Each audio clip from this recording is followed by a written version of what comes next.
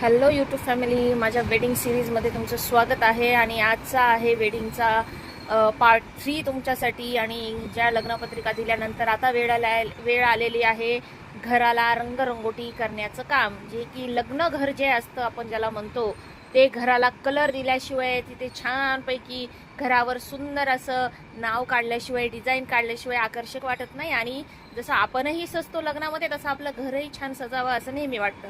तर अशा पद्धतीने एकदम सुंदररित्या आमच्या गावाच्या घराला पूर्णपणे कलर वगैरे देण्याचं काम केलेलं इथे तुम्हाला दिसत आहे. आणि खूप छान वाटत होतं, कारण खूप दिवसाने घराला इतकं सुंदर चमकदार पाहण्यात आलं. सहसा इथे आम्ही सुट्ट्यांनाच येत असतो, मोस्टली माझी आई पप्पा वगैरे, त्याच्यामुळे घर बऱ्याचदा असंच बंद असतं. पण इतकं छान वाटत होतं. त्यानंतर मम्मीने माझ्यासाठी घेतलेले थोडेसे असे जे काही छोटे छोटे सामान आहे ते मला दाखवत होती. स्पेशली हे सर्व देवघर मम्मीने जे दिलं होतं ते खूप सुंदर आहे. आणि येस, इथून झाली लग्न घराची सुरुवात. या नावाशिवाय तर वाटतच नाही की हे घर आता या घरात कुठेही लग्न झालेलं असेल. आणि इतकं सुंदर त्यांनी पेंटिंग केली होती. गावाकडचे पेंटर्स इतके छान होते आणि इतका छान बाप्पा काढला.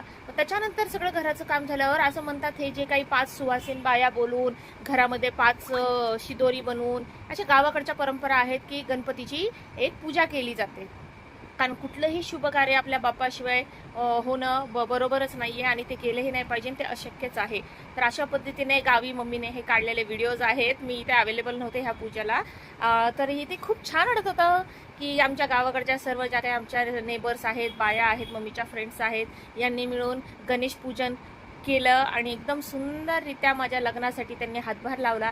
भलेही सगळ्यांना माहिती होतं माझं कोर्ट मॅरेज आहे, पण कुणीही नाराज नव्हतं. अतिशय आनंदाने सगळ्यांनी माझ्या ज्या काही छोट्या छोट्या रीतिरिवाज होत्या ते त्यांनी स्वइच्छेने करण्यासाठी त्या आल्या. त्याच्यामुळे खूप छान वाटतं असं जेव्हा समोरचे लोक आपल्यासाठी काही आस अपेक्षा न ठेवता आपल्यासाठी एवढी धावपळ करतात.